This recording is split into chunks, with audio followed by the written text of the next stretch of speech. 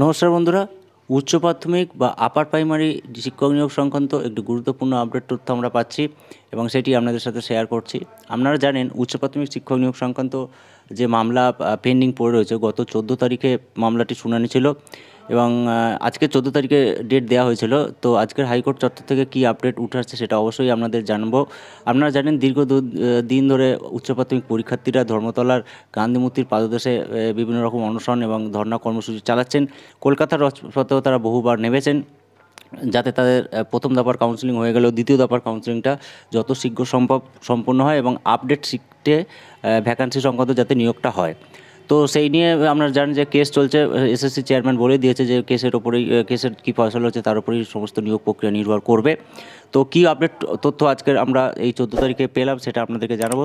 আপনারা অবশ্যই চ্যানেলটিকে সাবস্ক্রাইব করে দেবেন, সম্পূর্ণ ভিডিওটি দেখবেন, ভিডিওটি লাইক করে সকলের কাছে শেয়ার করে দেবেন। তো চলুন আমরা জেনে নিই কী আপডেট আমরা পাচ্ছি। তো ডব্লিউবিএসএসসি উচ্চ প্রাথমিকের শিক্ষক নিয়োগ নিয়ে আরও অপেক্ষা বাড়লো হবু শিক্ষকদের। আমরা বিস্তারিতভাবে জানবো আজকে ঠিক কী ঘটলো কলকাতা হাইকোর্টে। তো যেটা বলা হচ্ছে যে এসএসসি শিক্ষক নিয়োগ আরও কিছুটা অপেক্ষা বাড়ল চাকরি প্রার্থীদের। উচ্চ প্রাথমিকের শিক্ষক নিয়োগ মামলায় ফের তারিখ দেওয়া হলো। আপার প্রাইমারি নিয়োগ মামলায় ফের তারিখ দিল কলকাতা হাইকোর্ট। আজ দীর্ঘ সময় ধরে শুনানি হলো। মামলাকারী পক্ষের আইনজীবী নিজেদের বক্তব্য তুলে ধরেন।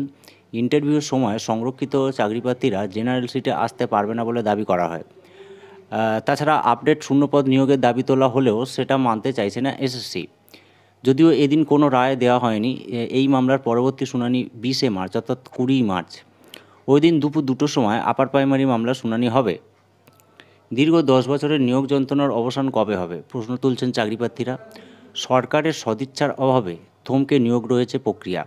ক্ষোভ প্রকাশ করছেন চাকরিপ্রার্থীদের একাংশ।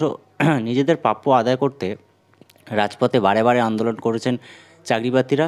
তবে নিয়োগ প্রক্রিয়া দীর্ঘ 10 বছরও শেষ করা যায়নি। এবারে চাকরিপ্রার্থীদের দাবি, প্রথম কাউন্সেলিংয়ের পরে দ্রুত দ্বিতীয় কাউন্সেলিং শুরু করতে হবে এবং যোগ্য প্রার্থীদের অবিলম্বে নিয়োগ করতে হবে। উচ্চ প্রাথমিকের প্রায় 9,000 প্রার্থীর স্কুল বাছাই অর্থাৎ কাউন্সেলিং প্রক্রিয়া হয়ে গেছে, যদিও দ্বিতীয় দফার প্রায় 2,000 প্রার্থীর কাউন্সেলিং প্রক্রিয়া বাকি রয়েছে। নিয়োগ প্রসঙ্গে এক চাকরিপ্রার্থী জানান যে উচ্চ প্রাথমিকের 14,339টি শূন্য পদের মধ্যে মেধা তালিকায় নাম উঠেছে 13,334 জনের। এর মধ্যে 8,900 জনের প্রথম কাউন্সেলিং হয়েছে, দ্বিতীয় কাউন্সেলিং বাকি আছে। ফের তারিখ দেওয়া হলো। আগামী বৃহস্পতিবার উচ্চ প্রাথমিকের শিক্ষক নিয়োগ সংক্রান্ত মামলার পরবর্তী শুনানি হবে ডিভিশন বেঞ্চে। তো আজকের এটুকুই আপডেট আমরা পেলাম হাইকোর্ট চত্বর থেকে এবং সেটা আপনাদেরকে জানালাম। আগামী 20 তারিখ পর্যন্ত অবশ্যই চাকরি প্রার্থীদেরকে অপেক্ষা করে থাকতে হবে। আপনারা সঙ্গে থাকুন, চ্যানেলটিকে সাবস্ক্রাইব করে দিন, তাহলে পরবর্তী হাইকোর্ট চত্বর থেকে কী আপডেট আসছে সেটা আপনাদেরকে আমরা জানাতে পারবো। সবাই খুব ভালো থাকবেন। ভিডিওটি শেষ করলাম, ধন্যবাদ।